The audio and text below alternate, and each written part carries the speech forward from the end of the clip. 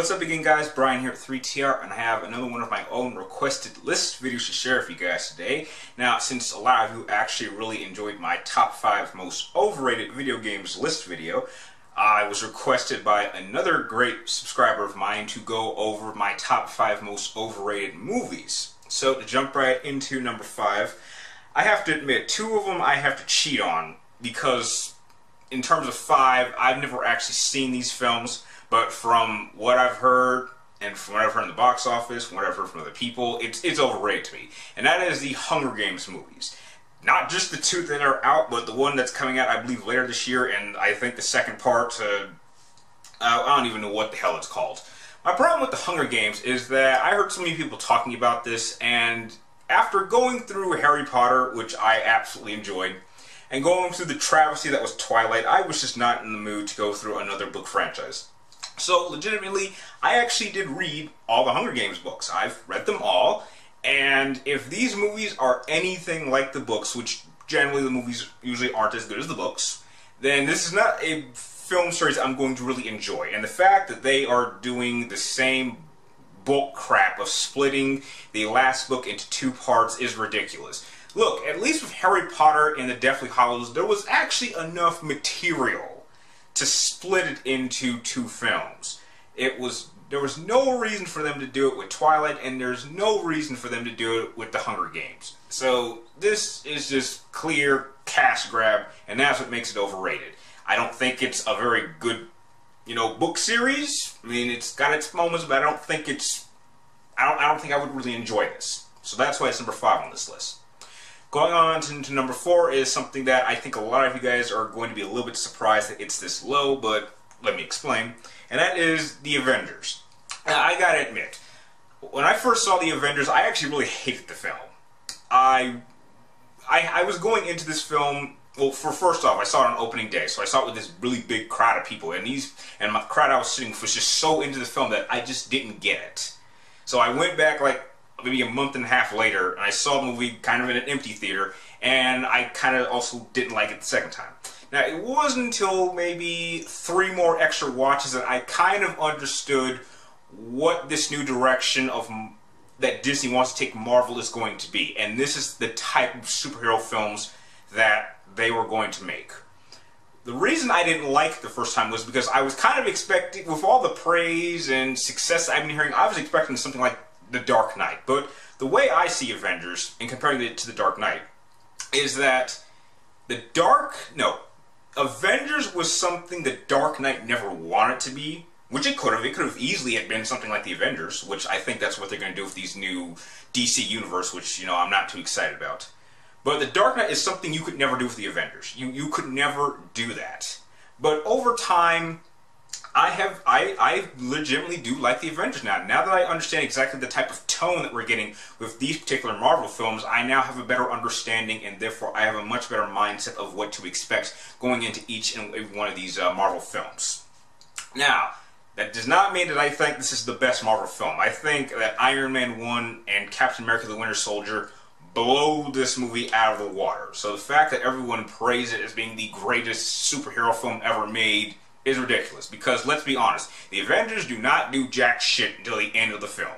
They are not doing anything in the first half of the film and really in the middle of the film. We're all just there to see them fight together at the end. That is the reason you are there, to see them talk and to see them beat up CGI aliens at the end. All anyone wanted to see was the last third of the film, and you know it. I did not really give 2 rats' ass about the first 2/3 of this film. So, although I think that the Avengers is still a very good film, I would watch it anytime anyone would want to watch it with me. I would even feel like doing maybe a second review of it, going more in depth with it. But I do not think this is the greatest superhero film of all time, and that's why it is number 4 on this list. Going on to number 3, I picked Frozen. I'm just going to be real simple with this. I don't get it. Frozen, I don't understand why this is so popular. I have no idea. I saw Frozen, didn't really like it. I thought it went way, way overboard with these musicals. I mean, don't get me wrong. I like my old school Disney. Don't get me wrong. They got some really nice songs. I mean, heck, they got songs that are in movies like Aladdin and Beauty and the Beast and Little Mermaid that I'm not ashamed to say I actually sang as a kid, and I wouldn't even feel too ashamed to sing them now.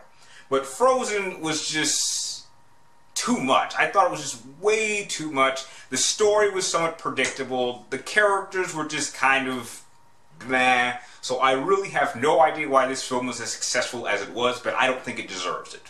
And it is just completely overrated. Like, now they want to take these Frozen characters and put them on TV shows, and we're not even, they claim that they're not even intending to make a Frozen 2, which, trust me, if this film is this successful, you'd be stupid not to make a second one, even if you didn't like it or you didn't expect it to be successful. They're going to make a Frozen 2. It's only a matter of time before we see it, and it's for those reasons that it is really overrated in my point of view. Going on to number 2, I picked Avatar. Now, Avatar was really one of those films where, let's be honest, the trailer really did ruin the entire film for me. So the fact that all these people were going into it and saying it was this amazing film and the 3D was amazing, the only thing that really helped it be as successful in the box office as it did was because it was really the big first 3D film that, you know, it somewhat enhanced your experience. Now, I'll admit, I didn't actually see this movie in theaters. I didn't even see it in 3D. I actually first saw it in a bootleg copy version online on like this little 2 by 4 inch little screen on my laptop. That's how I first saw Avatar. I'm not ashamed to admit that I did not feel like paying to go see this in theaters. And I thought it was an okay film. It's pretty much a space version of Dances with Wolves starring Kevin Costner, but you know, that's really all it is. It's very predictable, and the only real reason it was successful is because of 3D. But that does not make it an amazing film. That does not make it rewatchable. Heck, I'm not even really all excited for the next planned sequels that I'm sure James Cameron probably is still filming. If not, he's probably already finished one of them by now and will be making some type of announcement of it soon. But that is why it is just completely overrated. Despite the fact that I believe it's like one of the highest grossing films of all time, even above Avengers, that really says something. And that leads me to number 1. Now, number 1, like number 5, is not exactly one film. It is a trilogy of films. And before any of you guys shout, you know, sacrilege, that's a travesty, or you're wrong, just let me explain.